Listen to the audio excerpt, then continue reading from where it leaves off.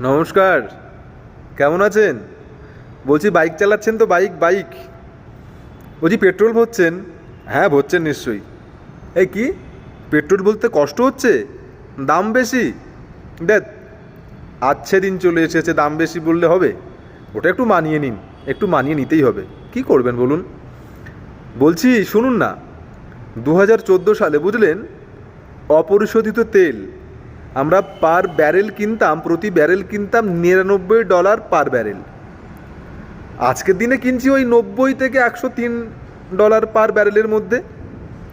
90 থেকে 103, বুঝলেন? আজকের দিন দাঁড়িয়ে, আজকের দিন বলছি পেট্রোলের দামটা তবু বেশি লাগছে একটু।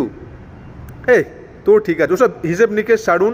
এত হিসেব নিকেশ করলে সময় খুব একটা ভালো যাবে না।